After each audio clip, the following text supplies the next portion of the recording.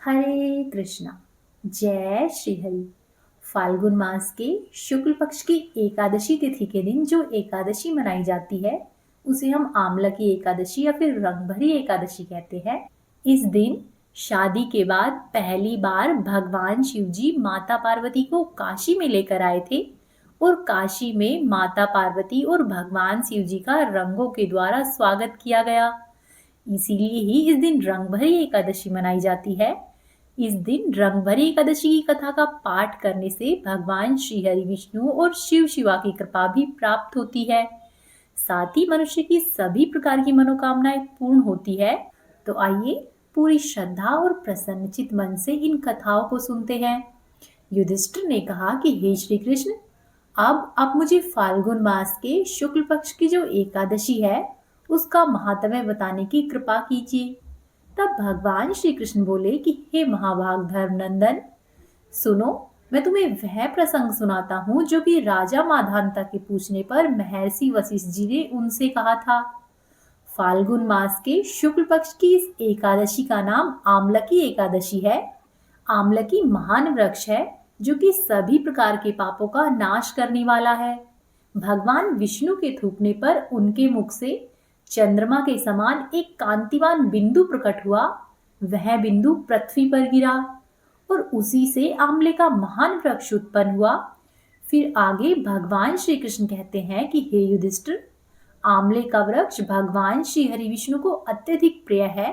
इसके स्मरण मात्र से गोदान के जितना फल मिलता है। साथ ही आंवले का वृक्ष करने से 2 गुना और उसके फल को खाने से 3 गुना पुण्य प्राप्त होता है। इसीलिए सदैव ही प्रयत्न पूर्वक आंवले के फल का सेवन करना चाहिए। यह सभी पापों को हरने वाला और वैष्णव वृक्ष है। इसके मूल भाग में विष्णु और ऊपर ब्रह्मा व स्कंद में परमेश्वर भगवान रुद्रवास करते हैं। इसकी शास्त्राओं में मुनि, टहनियों में देवता, पत्तों में वसु, फूलों में मरुदण, साथ ही फलों में समस्त प्रकार के प्रजापति निवास करते हैं। अतः आंवले के वृक्ष में सभी देवता निवास करते हैं। इसीलिए प्रत्येक विष्णु भक्त को चाहिए कि आंवले के वृक्ष की पूजा अवश्य ही करे। फिर आगे भगवान श्री कृष्ण कहते हैं कि हे युधिष्ठिर, राजा माधानता महर्षि वशिष्ठ जी से बोले कि हे गुरुजी, यदि आप मुझ पर अपनी कृपा रखते हैं तो मुझसे ऐसी व्रत की कथा कहिए जिससे कि मेरा कल्याण हो जाए। तब महर्षि वशिष्ठ जी बोले कि हे राजन, सभी व्रतों में उत्तम और अंत में मोक्ष प्रदान करने वाले आमलकी एकादशी के व्रत का मैं वर्णन करता हूँ, तुम ध्यान पूर्वक सुनो। यह एकादशी फाल्गुन मास के शुक्ल पक्ष में आती है। इस व्रत के करने से समस्त प्रकार के पाप नष्ट हो जाते हैं। इस व्रत का फल 1000 गायों के दान के जितना प्राप्त होता है। अब मैं तुमसे एक कथा कहता हूँ, तुम ध्यान पूर्वक सुनो। एक बार की बात है, वैदिश नामक नगर में, जिसमें कि ब्राह्मण, क्षत्रिय, वैश्य और शूद्र चारों वर्णों के लोग आनंद पूर्वक अपना जीवन जीते थे, उस नगर में सदैव ही वेद ध्वनि गुंजायमान रहती थी तथा पापी, दुराचारी तथा नास्तिक का उस नगर में कोई भी कार्य नहीं था। उस नगर में चैत्रथ नाम का एक चंद्रवंशी राजा राज्य किया करता था। वह राजा अत्यंत ही विद्वानी और धार्मिक था। उस नगर में कोई भी व्यक्ति दरिद्र या फिर कंजूस नहीं था। सभी नगर के लोग विष्णु जी के भक्त थे और आबाल, वृद्ध, स्त्री, पुरुष सभी लोग एकादशी का व्रत किया करते थे। एक बार की बात है कि फाल्गुन मास के शुक्ल पक्ष की आमल की एकादशी आई। उस दिन राजा, प्रजा तथा बालक और वृद्धों सबने ही हर्ष पूर्वक व्रत किया। राजा अपनी प्रजा के साथ मंदिर में जाकर पूर्ण कुंभ स्थापित करके धूप दीप नैवेद्य और पंचरत्न इत्यादि व आंवले का पूजन करने लगा और इस प्रकार से स्तुति करने लगे कि हे धात्री, तुम ब्रह्म स्वरूप हो, तुम ब्रह्मा जी के द्वारा उत्पन्न हुए हो और समस्त पापों का नाश करने वाले हो। तुम्हें मेरा नमस्कार है। अब तुम मेरा अर्घ्य स्वीकार करो। तुम श्री रामचंद्र जी के द्वारा सम्मानित हो। मैं आपकी प्रार्थना करता हूँ, अतः आप मेरे समस्त प्रकार के पापों को नष्ट करो। उस मंदिर में सबने रात्रि को जागरण किया। रात के समय में वहां पर एक बहेलिया आया जो कि अत्यंत ही पापी और दुराचारी था। वह अपने कुटुंब का पालन जीव हत्या करके किया करता। भूख और प्यास से अत्यंत ही व्याकुल होकर वह शिकारी इस जागरण को देखने के लिए मंदिर में एक कोने में बैठ गया और विष्णु भगवान तथा एकादशी महात्म्य की कथा सुनने लगा। इस प्रकार अन्य सभी मनुष्य की भांति उसने भी सारी रात जागरण करते हुए व्यतीत की।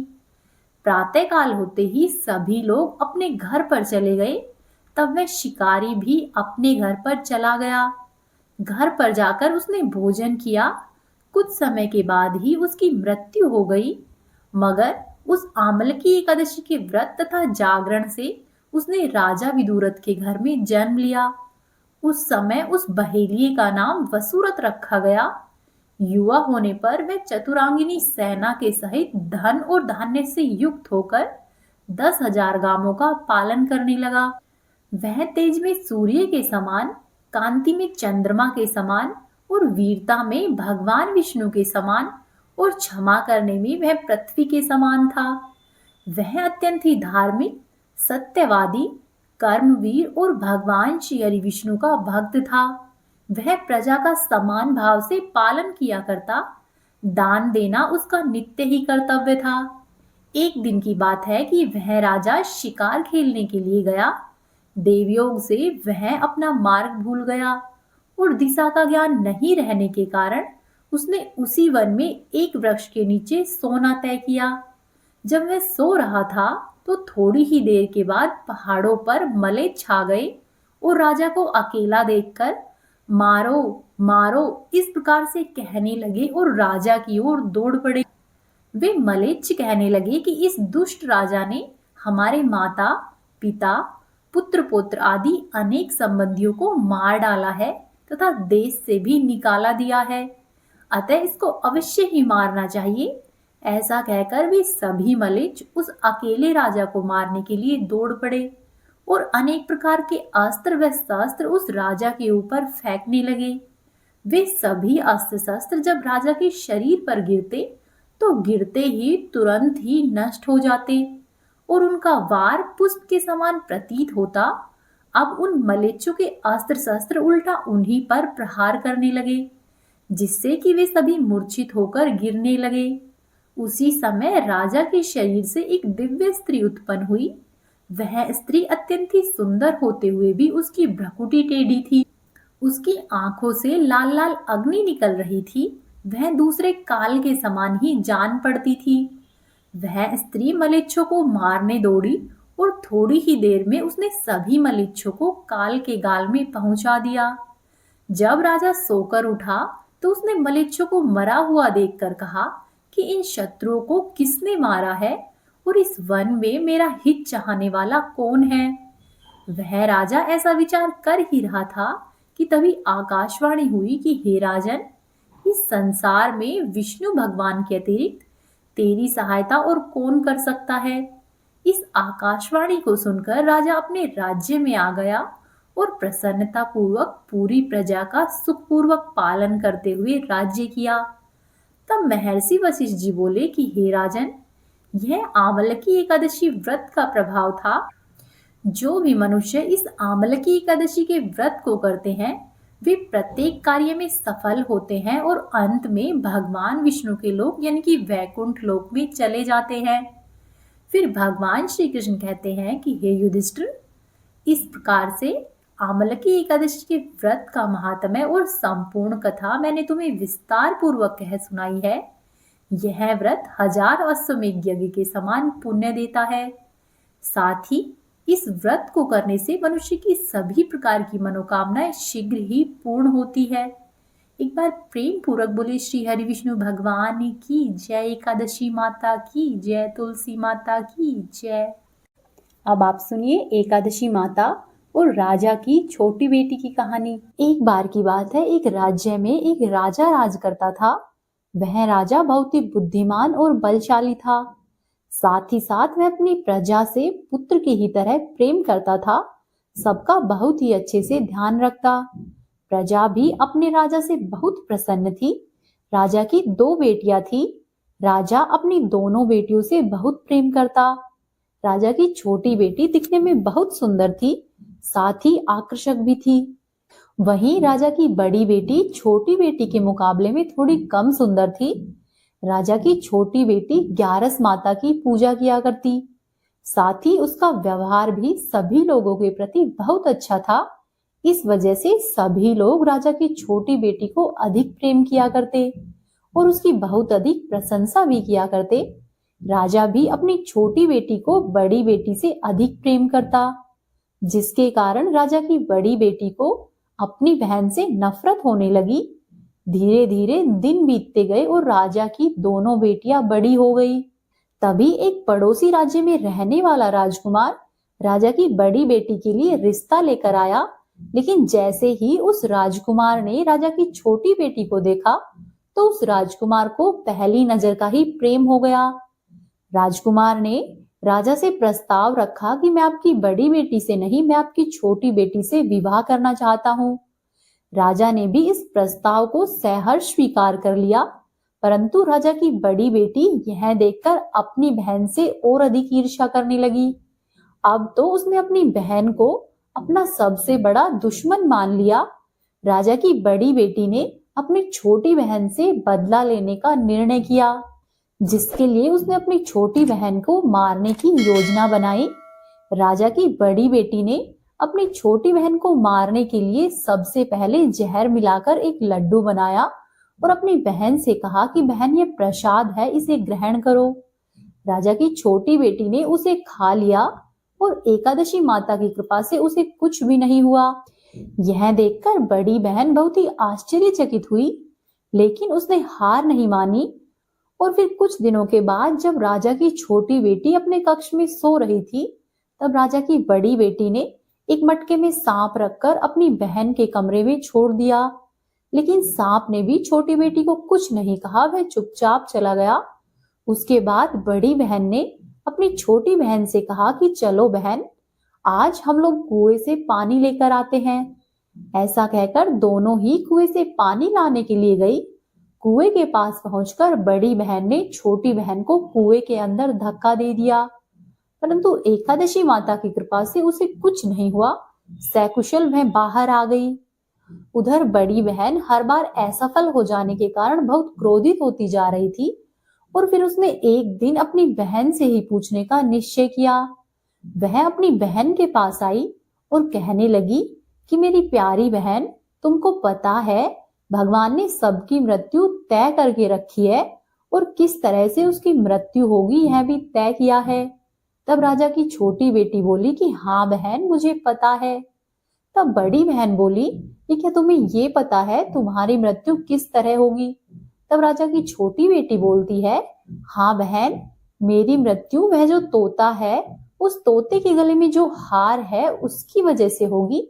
जब तक वह हार उस तोते के गले में है, तब तक मैं जीवित हूँ, और जैसे ही कोई उस तोते को मारकर हार को अपने गले में धारण कर लेगा, तब मैं मूर्छित हो जाऊंगी, और जैसे ही उस हार को अपने गले से उतारेगा तो मैं फिर से जीवित हो जाऊंगी। अपनी छोटी बहन की मृत्यु का राज जानकर बड़ी बहन बहुत ही प्रसन्न हुई और उसने अपनी बहन को मारने के लिए उसके पालतू तोते को ढूंढना शुरू किया। साथ ही छोटी बहन को इस बात का आभास हो गया, हो न हो कोई मेरी जान अवश्य ही लेना चाहता है।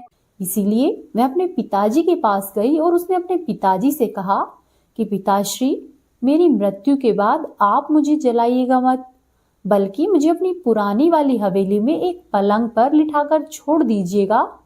अपनी छोटी बेटी की ये बातें सुनकर राजा बहुत आश्चर्यचकित हुआ और उसने अपनी बेटी से कहा कि क्या हुआ बेटी, तुम अचानक से इस प्रकार की बातें क्यों कर रही हो? तब राजा की बेटी ने बताया कि पिताजी, समय किसी के लिए कभी भी प्रतीक्षा नहीं करता, कब और क्या हो जाए हमें नहीं पता है। और फिर राजा ने अपनी बेटी से कहा कि ठीक है, 2-3 दिन में तुम्हारा विवाह है और इस समय तुम ऐसी बातें मत करो। लेकिन छोटी बेटी ने अपने पिताजी को मजबूर करके उससे वचन ले लिया। तब राजा ने भी अपनी बेटी की बात स्वीकार कर ली और 2-3 दिनों के बाद जब बेटी की शादी का समय आया, तब राजकुमार बारात लेकर वहां पर आ गया और राजकुमार व राजा की छोटी बेटी का विवाह धूमधाम से शुरू हो गया। जैसे ही राजा की छोटी बेटी राजकुमार के साथ फेरे लेना शुरू करती है, तो उसकी बड़ी बहन अपनी बहन के कमरे में जाकर उसके तोते को पकड़ लेती है और उस तोते को जान से मार देती है। साथ ही उस तोते के गले में जो हार था, उस हार को बड़ी बहन अपने गले में पहन लेती है। जैसे ही बड़ी बहन उस हार को अपने गले में पहनती है, तो उधर छोटी बेटी के 3.5 ही फेरे हुए थे और वह वहीं पर बेहोश होकर गिर जाती है। उसके बाद राजा ने बड़े बड़े नीम हकीमों को बुलाया और अपनी बेटी का इलाज करने के लिए कहा। राजा की बात सुनकर सभी वैद्यों ने राजा की बेटी का इलाज करने की खूब कोशिश की। उन्होंने राजा को बताया कि हे राजन, आपकी बेटी न तो मृत है और न ही जीवित है। हम सब ऐसा पहली बार देख रहे हैं। तब राजा ने वैद्य और नीम हकीमों से कहा कि ये बातें तुम लोग बाहर जाकर नहीं कहना। अगर तुमने ये बातें किसी को बताई तो मैं तुम्हें फांसी दिला दूंगा। ऐसा कहकर राजा ने अपनी छोटी बेटी को पुराने महल में ले जाकर एक पलंग पर लिटा दिया और वहां पर उसकी सुरक्षा के लिए कुछ सैनिकों का पहरा लगवा दिया। इसके बाद राजा अपने महल में वापस आ गया। तब राजा की बड़ी बेटी राजा के पास आई और कहने लगी कि पिताजी, अगर ये शादी संपन्न नहीं हुई तो आपकी बहुत बदनामी होगी। यदि आप कहो तो आपकी इज्जत रखने के लिए मैं राजकुमार से शादी करने को तैयार हूँ। उसके बाद राजा को भी अपनी बेटी की बात सही लगी और उसने अपनी छोटी बेटी के कपड़े पहनाकर बड़ी बेटी को मंडप में बिठा दिया। लेकिन राजकुमार यह बात जान गया कि यह तो मेरी पत्नी है ही नहीं। लेकिन फिर भी उस राजकुमार को मजबूरन राजा की बड़ी बेटी से शादी करनी पड़ी और बचे हुए फेरे उसके साथ ही लिए और इस प्रकार से विवाह संपन्न हुआ। जिसके बाद राजकुमार राजा की बड़ी बेटी को अपने महल में ले गया। राजकुमार राजा की बड़ी बेटी से ना तो बात करता और ना ही उसे पसंद किया करता था और ना ही उसके आसपास फटकता। और राजकुमार ने यह फैसला लिया कि मैं अपनी प्रेमिका को ढूंढ कर रहूंगा और यह जानकर रहूंगा कि उसके साथ क्या हुआ था। इसी तरह से धीरे धीरे दिन बीतते गए। एक दिन राजकुमार अपने घोड़े पर सवार होकर राजा के पुराने महल के पास पहुंचा। वहां पर उसने कुछ सैनिकों को देखा। महल के पास पहुंचकर राजकुमार ने जब उस महल को ध्यान से देखा तो वह समझ गया कि ये तो मेरे ससुर का महल है। ऐसा विचार करके वह महल के अंदर गया और जब उसने सैनिकों से पूछा कि तुम लोग यहाँ पर क्या कर रहे हो और इस महल के अंदर कौन है, तब सैनिकों ने बताया कि यहाँ पर राजा की छोटी बेटी है। यह सुनकर राजकुमार प्रसन्न हुआ और वह तुरंत ही अपनी प्रेमिका के पास पहुंच गया और उसकी सेवा करने लगा। जैसे ही रात हुई तो राजा की छोटी बेटी उठकर बैठ गई। राजकुमार यह देखकर अत्यधिक प्रसन्न हुआ और उसने अपनी प्रेमिका से पूछा कि तुम यहाँ पर क्या कर रही हो, मेरे साथ घर पर चलो। तब राजा की छोटी बेटी ने राजकुमार से सारी बातें कह सुनाई और कहा कि मेरी जान एक तोते में बसी थी और मैंने यह बात सिर्फ और सिर्फ अपनी बड़ी बहन को बताई थी। हो न हो मेरी बहन ने ही मुझे मारने का प्रयास किया है। उसके पास एक हार है जिसको वह सुबह होते ही पहन लेती है और रात को सोते समय उतार देती है। जब तक मैं हार को पहनकर रखती है तब तक मैं मूर्छित रहती हूँ और जैसे ही मैं हार को उतार देती है तो मैं फिर से जीवित हो जाती हूँ। और जब तक मेरी बहन के पास वह हार है तब तक मैं ऐसे ही जीवित और मूर्छित होती रहूंगी। यदि मेरी बड़ी बहन के पास जो हार है वह हार मेरे हाथ लग जाए तो मैं हमेशा के लिए ही जीवित हो जाऊंगी। राजकुमार ने ये सब सुना और उसने निर्णय किया कि अब से मैं यहीं पर अपनी प्रेमिका के पास रहूंगा। और फिर उसने अपने बचे हुए फेरे वहीं पर राजा की बेटी के साथ लिए और इस प्रकार से अपना विवाह संपन्न किया। साथ ही अब वह राजा की छोटी बेटी के साथ राजा के पुराने महल में रहने लग गए। देखते ही देखते कुछ ही समय में राजा की छोटी बेटी और राजकुमार की पत्नी पेट से हो गई। एक दिन राजकुमार को किसी काम से बाहर जाना पड़ा। तब छोटी बहन के पेट में बहुत तेज दर्द होने लगा, जिसके बाद उसने ग्यारस माता को याद किया और ग्यारस माता वहां पर प्रकट हुई और अपने भक्तों के दुख दर्द को दूर किया। साथ ही उसे एक पुत्र प्राप्त हुआ और वहीं पर अचानक से राजकुमार आ गया। राजकुमार ने जब ग्यारस माता को देखा तो वह आश्चर्यचकित रह गया और उसने तुरंत ही माता को प्रणाम किया। तब ग्यारस माता ने राजकुमार से कहा कि जब तुम्हारा पुत्र 5 वर्ष का हो जाए तो तुम अपनी पत्नी का हार लेकर आना और उसके गले में डाल देना। देखते ही देखते दिन बीतते गए और अब राजा की छोटी बेटी और उस राजकुमार का पुत्र 5 वर्ष का हो गया। तो राजकुमार अपने बेटे से कहता है कि बेटा, मैं कुछ काम से बाहर जा रहा हूँ, तुम अपनी माता का अच्छे से ध्यान रखना। ऐसा कहकर वह वहां से चला जाता है और उस राजकुमार को वहां से बाहर निकलता हुआ बड़ी बहन के कुछ सैनिक देख लेते हैं और जाकर बड़ी बहन को सारी बातें बता देते हैं। जिसके बाद बड़ी बहन अपनी छोटी बहन के पुत्र को वहां से उठवा लेती है। वह अपनी छोटी बहन के पुत्र के 2 टुकड़े करवाती है। पहला टुकड़ा चक्की के पास छुपा देती है और दूसरा टुकड़ा अपने पलंग के नीचे रखती है। अब ग्यारस माता भिखारी का रूप लेकर उसके पास आती है। एक भिखारी का रूप रखकर बड़ी बहन के पास ग्यारस माता आकर भिक्षा मांगने लगती है। तब बड़ी बहन अपने नौकरों से कहती है कि जाओ और जाकर भिक्षा दे दो। जैसे ही नौकर ग्यारस माता को भिक्षा देने के लिए आते हैं तो माता रानी उनसे भिक्षा लेने से मना कर देती है और कहती है कि मैं तो तुम्हारी महारानी के हाथों से ही भिक्षा लूंगी। इसके बाद बड़ी बहन स्वयं भिक्षा देने के लिए बाहर आती है। तब माता एक बिल्ली का रूप लेकर उसके कक्ष में चली जाती है और वहां पर छोटी बेटी के पुत्र के दोनों टुकड़ों को आपस में जोड़ देती है। ऐसा करने से वह जीवित हो जाता है और उसे वहां से लेकर चली जाती है। फिर कुछ दिनों के बाद राजकुमार अपने बेटे को लेकर बड़ी बहन के पास आता है और उससे कहता है कि यदि तुमने मेरे पुत्र का अच्छे से ध्यान रखा तो ही मैं तुमसे बात करूंगा। एक दिन राजकुमार अपने बच्चे से कहता है कि तुम ऐसा करो, अपनी बड़ी मम्मी से इसके गले का हार मांग लो। इसके बाद राजकुमार का लड़का अपनी बड़ी माँ के पास जाता है और कहता है कि माँ, मुझे तुम्हारा यह हार बहुत अच्छा लगा है, तुम यह हार मुझे दे दो। यह सुनकर वह पहले तो बहुत क्रोधित होती है क्योंकि उसे यह पसंद नहीं आता कि वह किसी को भी इस हार को दे। पर फिर वह सोचती है कि राजकुमार ने कहा है कि यदि मैं इस बच्चे का अच्छे से ध्यान रखूंगी तो वह मुझसे बातें करेगा। यह बच्चा ही तो है, हार से क्या करेगा, खेलकर मुझे वापस दे देगा। ऐसा सोचकर उसने उस हार को उतारकर बच्चे से दे दिया। बच्चा तुरंत ही उस हार को लाता है और अपने पिताजी को दे देता है और तभी राजकुमार अपने बेटे को लेकर वहां से जाने लगता है।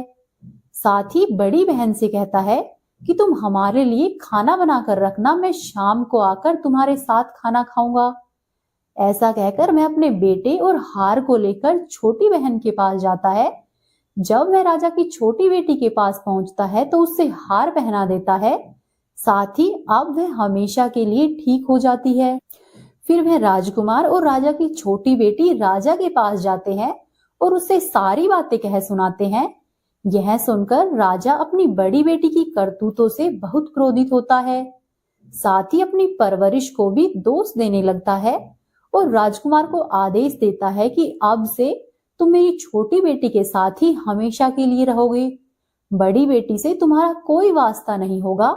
ऐसा कहकर वह अपनी छोटी बेटी को राजकुमार के साथ प्रेम पूर्वक विदा करता है।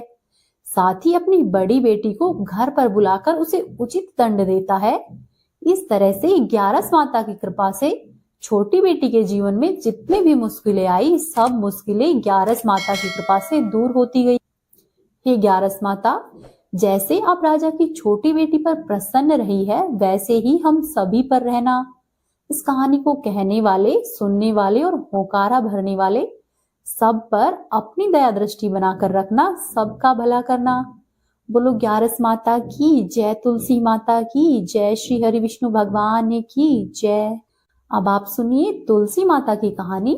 सावर्णी मुनि की पुत्री तुलसी अपूर्व सुंदरी थी। उनकी इच्छा थी कि उनका विवाह भगवान नारायण के साथ हो।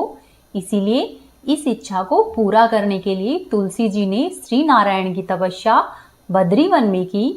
तुलसी जी की दीर्घकालीन तपस्या से ब्रह्मा जी प्रसन्न हुए और प्रसन्न होकर दर्शन दिए और कहा कि हे तुलसी, तुम्हारी क्या इच्छा है। तब तुलसी जी ने कहा कि हे ब्रह्मदेव, आप अंतर्यामी हैं, सबके मन की बात जानते हैं। फिर भी मैं अपनी इच्छा आपको बताना चाहती हूँ कि भगवान नारायण मुझे पति के रूप में मिले। ब्रह्मा जी ने कहा कि हे तुलसी, तुम्हारा अभिष्ट हो, नारायण अवश्य ही तुम्हें पति के रूप में मिलेंगे। किसी अपराध के कारण तुम्हें श्राप मिला है। इसी प्रकार भगवान श्री नारायण के एक पार्षद को भी दानव कुल में जन्म लेने का श्राप मिला हुआ है। उसमें नारायण का अंश विद्यमान रहेगा। इसीलिए इस जन्म में पूर्व जन्म के पाप के शमन के लिए संपूर्ण नारायण तो नहीं, नारायण के अंश से युक्त दानव कुल में जन्मे उस श्रापग्रस्त पार्षद से तुम्हारा विवाह होगा। श्राप मुक्ति होने पर भगवान श्री नारायण सदा सर्वदा के लिए तुम्हारे पति हो जाएंगे। तब तुलसी जी ने ब्रह्मा जी के इस वरदान को स्वीकार लिया, क्योंकि मानव कुल में जन्म के कारण उन्होंने मायावी भोग तो भोगना ही था। अब तुलसी बद्री वन में ही रहने लगी। नारायण का वह पार्षद दानव कुल में शंखचूर के नाम से पैदा हुआ और कुछ समय के बाद ही वह भ्रमण करता हुआ बद्री वन में आया। वहां पर उसने तुलसी को देखा। उसको देखते ही वह तुलसी पर मोहित हो गया और तुलसी के सामने उसने विवाह करने का प्रस्ताव रखा। इतने में ही ब्रह्मा जी वहां पर आ गए और तुलसी जी से कहा कि तुलसी, शंखचूर को देखो, इसमें कैसा तेज है, इसका कैसा स्वरूप है। दानव कुल में जन्म लेने के बाद भी ऐसा लगता है मानो शरीर में नारायण का ही वास हो। तुम इसका प्रस्ताव सहर्ष स्वीकार कर लो। तुलसी जी को भी लगा कि उनकी तपस्या पूर्ण हुई, उन्हें इच्छित फल मिला है। इस प्रकार शंखचूर के साथ उनका गंधर्व विवाह हो गया और तुलसी जी शंखचूर के साथ उनकी पत्नी बनकर उसके महल में आ गई। शंखचूर ने अपनी परम सुंदरी सती साध्वी पत्नी तुलसी के साथ बहुत दिनों तक राज्य किया। उसने अपने राज्य का इतना अधिक विस्तार कर लिया कि देवलोक तक उसके अधिकार में आ गए। वहीं स्वर्ग का सुख भोगने वाले सभी देवताओं की दशा अब दयनीय हो गई। शंखचूर धर्म पूर्वक राज्य करता था, वह किसी को भी कष्ट नहीं देता था। वहीं देवतागण अधिकार छिन जाने और राज्य छिन जाने से परेशान थे। तब सभी देवतागण मिलकर श्री ब्रह्मा जी, विष्णु जी और शिव जी की सभा में गए तथा सभी देवताओं ने अपनी विपत्ति कह सुनाई। तब ब्रह्मा जी ने कहा कि तुलसी परम साध्वी है, उसका विवाह मैंने ही शंखचूड़ से कराया था। शंखचूड़ को तब तक नहीं हराया जा सकता या नहीं मारा जा सकता जब तक तुलसी का सतीत्व नष्ट नहीं हो जाए। तब श्री विष्णु जी ने कहा कि शंखचूड़ पूर्व जन्म में मेरा पार्षद था। शाप के कारण उसे दैत्य कुल में जन्म लेना पड़ा। इस जन्म में भी उसमें मेरा अंश व्याप्त है। साथ ही तुलसी के पतिव्रत धर्म से वह अजय है। फिर सभी देवताओं की सहमति से भगवान शिव ने शंखचूड़ के पास संदेशा भिजवाया कि या तो वह देवताओं का राज्य लौटा दे या फिर उनसे युद्ध करे। शंखचूड़ शंकर जी के पास पहुंचा और उसने कहा कि हे देवाजी देव, आपके लिए देवताओं का पक्ष लेना उचित नहीं है। राज्य का विस्तार करना तो हर राजा का कर्तव्य होता है और मैं धर्म पूर्वक शासन कर रहा हूँ। मैं किसी को भी दुखी नहीं कर रहा हूँ। आप देवताओं से कहिए कि मेरी प्रजा होकर रहे और मैंने आपका भी कोई अपकार नहीं किया है। हमारा और आपका युद्ध शोभा नहीं देता। अगर इस युद्ध में आप हार गए तो यह बड़ी ही लज्जा की बात होगी और यदि मैं हार गया तो आपकी कीर्ति बहुत अधिक नहीं बढ़ेगी। शंखचूड़ की बात सुनकर भगवान शंकर हंसे, क्योंकि वे तो सभी रहस्य जानते थे। तुलसी और शंखचूड़ के पूर्व जन्म के श्राप की अवधि अब लगभग पूरी ही होने वाली थी। भगवान शंकर बोले कि शंखचूड़, इसमें कीर्ति और लज्जा की तो कोई बात नहीं है। तुम देवों को उनका राज्य लौटा दो और उन्हें उनके पद पर प्रतिष्ठित होने दो। युद्ध से बचने का एकमात्र यही उपाय है। तब शंखचूड़ ने कहा कि मैंने तो युद्ध के बल से ही देवलोक को जीता है और अब यदि कोई देवलोक को वापस चाहता है तो उसे केवल युद्ध करके ही मैं वापस लौटा सकता हूँ। मेरा यह अंतिम निर्णय है। ऐसा कहकर शंखचूड़ वहां से चला गया। उसने अपने राजमहल में वापस आकर अपनी पत्नी तुलसी को सारी बातें कह सुनाई और कहा कि हे तुलसी, कर्म भोग सब काल सूत्र में बंधा हुआ है। जीवन में हर्ष, शोक, भय, सुख, दुख, मंगल और अमंगल सब कुछ काल के ही अधीन है। हम तो केवल निमित्त मात्र है। संभव है कि भगवान शिव देवों का पक्ष लेकर मुझसे युद्ध करे। तुम चिंता मत करना, तुम्हारा सती तेज मेरी रक्षा करेगा। और फिर दूसरे ही दिन भगवान शंकर के नेतृत्व में देवताओं ने युद्ध छेड़ दिया। शंखचूड़ ने भीष्म बाण की वर्षा करके सभी देवताओं के वेग को रोका। उनके प्रहार से देवतागण डगमगाने लगे। फिर शंखचूड़ ने दानवी शक्ति का प्रयोग करके मायावी युद्ध आरंभ कर दिया। युद्ध स्थल पर वह दिखाई नहीं देता, परंतु उसके अस्त्र और शस्त्र देवताओं पर प्रहार कर रहे थे। कई दिनों तक इसी तरह से भयंकर युद्ध चला। शंखचूड़ पराजित ही नहीं हुआ। तब भगवान शिव ने श्री विष्णु जी से कहा कि हे हरि, कुछ उपाय करो, अन्यथा मेरा सारा यश मिट्टी में मिल जाएगा। तब श्री विष्णु जी ने सोचा कि बल से तो शंखचूड़ को हराया नहीं जा सकता, अब इसे छल से ही हराना पड़ेगा। तब उन्होंने तुरंत ही अपने स्वरूप को शंखचूड़ जैसा बनाया और अस्त्र व शस्त्रों से सुसज्जित होकर वे तुलसी जी के महल में आ पहुंचे। वहां पर तुलसी जी के पास पहुंचकर बोले कि हे प्रिय, मैं युद्ध जीत आया। सारे देवता भगवान शंकर के समेत हार गए हैं। इसी खुशी में आओ, मैं तुम्हें अंक से लगा लूं। पति को प्रत्यक्ष खड़े देखकर और विजय का समाचार सुनकर तुलसी जी दौड़कर आई और मायावी शंखचूड़ के गले से लिपट गई। इस प्रकार पति पत्नी दोनों ने आलिंगन होकर खूब आनंद मनाया। इधर पराये पुरुष के साथ इस प्रकार के व्यवहार से तुलसी का सती तेज नष्ट हो गया। उनका सती तेज, जो कि शंखचूड़ के लिए एक कवच की तरह काम कर रहा था, अब वह नष्ट हो गया था। इसीलिए युद्ध के मैदान में शंखचूड़ शक्तिहीन हो गया और यह जानते ही भगवान शंकर ने अपने त्रिशूल से शंखचूड़ पर प्रहार कर दिया। त्रिशूल के लगते ही शंखचूड़ जलकर भस्म हो गया और शंखचूड़ के मरने का जानकर श्रीहरि विष्णु अपने असली रूप में आ गए और अपने सामने अपने पति के स्थान पर श्रीहरि विष्णु को देखकर तुलसी बहुत आश्चर्यचकित हुई। अब उसे पता चल गया था कि स्वयं नारायण ने उसके साथ छल किया है। तब क्रोध में आकर तुलसी जी ने श्रीहरि विष्णु को श्राप दिया कि एक स्त्री का सतीत्व भंग करने के अपराध में आप हृदयहीन पत्थर हो जाओगे। तब भगवान श्री हरि विष्णु ने तुलसी जी के श्राप को सिरोधार्य किया और कहा कि हे देवी, तुम्हारे और शंखचूड़ के कल्याण के लिए मुझे ऐसा करना पड़ा। तुम दोनों को श्राप से मुक्त कराना था। तुम भी अब अपना ये शरीर त्याग कर तुलसी के रूप में जन्म लोगी और मेरी पूजा तुलसी दल से होगी। मैं शालिग्राम पत्थर बनूंगा, मेरे शीश पर तुम सदैव ही विराजमान होगी। तुम्हारे पति की हड्डियों के चूर्ण से शंख की उत्पत्ति होगी और उसी शंख की ध्वनि से देवताओं और मेरी पूजा आराधना होगी। हे देवी, जहाँ पर शंख की ध्वनि होगी वहां मैं सदैव ही विराजमान रहूंगा। तुमने पूर्व जन्म में बद्री वन में मुझे पाने के लिए कठोर तपस्या की थी। अब अगले जन्म में मैं नारायण प्रस्तर के रूप में बद्रीनाथ वन में स्थापित होऊंगा और मेरी पूजा अर्चना फल फूल से नहीं होकर तुलसी दल से होगी। तुम सदैव ही मेरे शीश पर विराजमान होकर मुझसे भी ऊंचा पद प्राप्त करोगी और मेरा भोग भी तुम्हारे बिना स्वीकार नहीं होगा। प्रेम पूर्वक बोलिए श्री हरि विष्णु भगवान की जय, तुलसी माता की जय। तो ये एकादशी माता की कहानी, जो कि एकादशी के व्रत में आवश्यक रूप से कही या फिर सुनी जाती है। एक बार की बात है, एक बूढ़ी अम्मा थी। बूढ़ी अम्मा 12 मासी एकादशी का व्रत किया करती। एक बार एकादशी का दिन आया तो बूढ़ी अम्मा ने बड़े ही भक्ति भाव और चाव से व्रत रखा, पूजा अर्चना की। वैसे तो बूढ़ी अम्मा को इस वृद्धावस्था में क्या ही चाहिए था, परंतु फिर भी बूढ़ी अम्मा ये सोचकर व्रत रखा करती कि मेरे व्रत रखने से इनका पुण्य फल मेरे आने वाली पीढ़ियों तक को मिलेगा। इससे मेरे पुत्र पौत्र और नाती नातिनों को भी सौभाग्य मिलेगा। ऐसा सोचकर बूढ़ी अम्मा एकादशी के सभी व्रत रखती। एक बार व्रत के दौरान बूढ़ी अम्मा को बहुत प्यास लगी। उन्होंने खुद को रोके रखने की कोशिश की। दिन में पूजा पाठ किया, कथा सुनी और पंडित जी को मिट्टी के पात्र में भरकर पानी और ऋतुफल दान में दिए। दोना भर भर कर बूरा बाटी।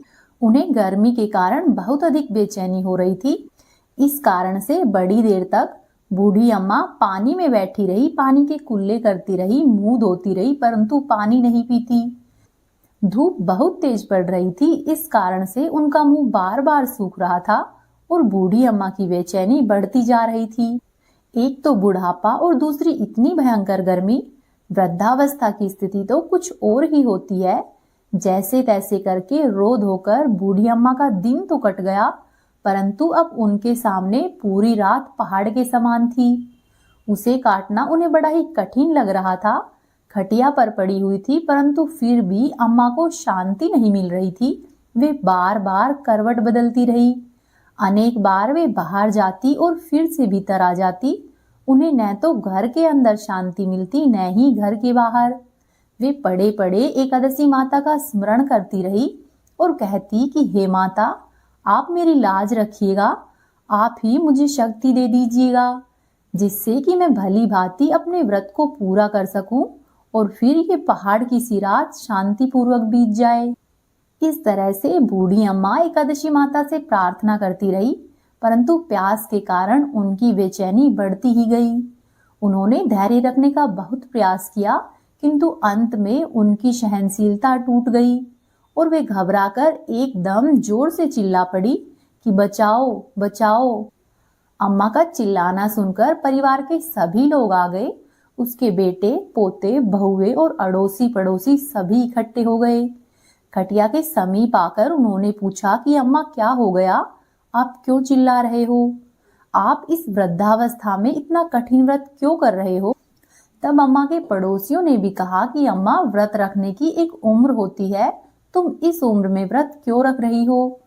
परंतु अम्मा ने उनमें से किसी की भी एक बात नहीं मानी और उन्होंने निश्चय किया कि आज तो मैं एकादशी व्रत को पूर्ण करके रहूंगी। फिर अम्मा ने अपने बच्चों से कहा कि तुम ऐसा करो, मेरी छाती पर ठंडे पानी का एक घड़ा रख दो।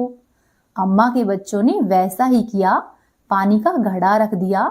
नातियों ने दादी की छाती पर ठंडे पानी का पात्र रख दिया। तब उन्हें थोड़ा बहुत आराम मिला और थोड़ी देर के लिए अम्मा ने अपनी आंखें बंद कर ली।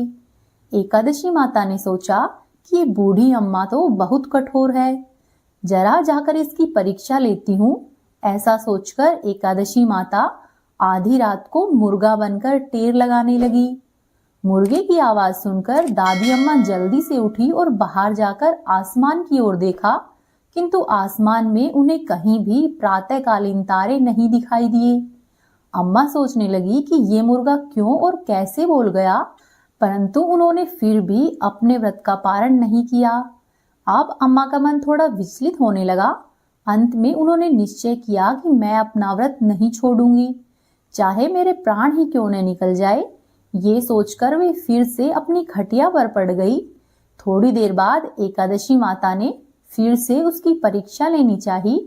अब एकादशी माता ने एक छोटी सी बालिका का रूप धारण किया और एक गिलास में शरबत लेकर अम्मा के सिरहाने आकर खड़ी हो गई और जोर से बोली कि दादी, सवेरा हो गया है, उठो और शरबत पी लो। पहले तो अम्मा ने शरबत का गिलास देखा और उनका मन ललचाने लगा, परंतु फिर उन्हें याद आया कि मेरा तो एकादशी का व्रत है, मैं शरबत कैसे पी सकती हूँ। फिर वे शांतिपूर्वक अपनी खटिया पर लेटी रही, कुछ नहीं बोली। थोड़ी ही देर में एकादशी माता वहां से अंतर्ध्यान हो गई।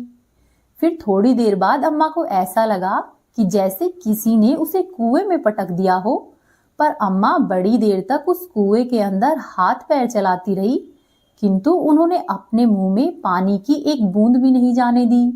वे दृढ़ता पूर्वक अपने व्रत का पालन करती रही। थोड़ी ही देर में न जाने कहां से उनके सामने आग जलने लगी, जिससे कि गर्मी बढ़ने लगी और प्यास के कारण प्राण निकलने को ही थे। किंतु बूढ़ी अम्मा का कुछ भी नहीं बिगड़ा, वे जहां की तहां बैठी रही। थोड़ी देर में अम्मा को ऐसा लगा कि बाहर जोर से प्रकाश हो रहा है। अम्मा अपनी खाट से उठी और बाहर जाकर देखा तो अभी सवेरा होने में 3-4 घंटे बाकी थे। यह जानकर अम्मा शांति पूर्वक इधर उधर घूमने फिरने लगी। एकादशी माता ये बात अच्छे से समझ गई कि ये बूढ़ी अम्मा किसी भी प्रकार से अपने व्रत को नहीं तोड़ेगी। वे उनके व्रत के निश्चय को अच्छी तरह से समझ गई और फिर अपने धाम को चली गई। सवेरा होते ही बूढ़ी अम्मा ने स्नान किया, भगवान का पूजा पाठ किया, तुलसी माता की पूजा की, एकादशी माता की कथा सुनी, तुलसी माता की कथा सुनी, ब्राह्मणों को दक्षिणा दी, भोजन कराया, तब जाकर उन्होंने जल ग्रहण किया। फिर अम्मा ने कन्याओं को भोजन कराया और उसके बाद स्वयं भी भोजन किया। उस व्रत के प्रभाव से बूढ़ी अम्मा की आयु में वृद्धि हो गई। उनके घर परिवार में जो कुछ कमी थी सब कुछ एकादशी माता और श्रीहरि विष्णु भगवान की कृपा से पूरी हो गई। उनके घर में अब किसी भी तरह की सुख सुविधाओं का अभाव नहीं रहा था। बेटे, पोते, नाती, नातिनों सब से उनका घर भरा पूरा था। और फिर बूढ़ी अम्मा अपने जीवन काल के सभी प्रकार के सुखों को भोगकर अंत में वैकुंठ लोक को चली गई। और बूढ़ी अम्मा ने जाते समय अपनी बहुओं से कहा कि वे भी एकादशी व्रत को अवश्य ही रखती रहे, इस परंपरा को आगे बढ़ाती रहे। उनकी बहुओं ने भी कहे अनुसार किया और वो भी एकादशी का व्रत पूरी श्रद्धा और विश्वास से रखने लगी। तो जो भी भक्त एकादशी का व्रत पूरे विश्वास और श्रद्धा से रखते हैं, श्रीहरि विष्णु भगवान, एकादशी माता, तुलसी जी और माँ लक्ष्मी की उन्हें विशेष कृपा मिलती है और उनके दुख दरिद्रता दूर होने लगते हैं और मनोवांछित फल की प्राप्ति होती है। थी आज की कथाएं। उम्मीद है आपको पसंद आई होगी। यदि आपको पसंद आई है तो चैनल को जरूर सब्सक्राइब कीजिए, वीडियो को लाइक करें और कोशिश करें कि अपने 1 या 2 दोस्तों के साथ वीडियो को शेयर करें। हरे कृष्णा।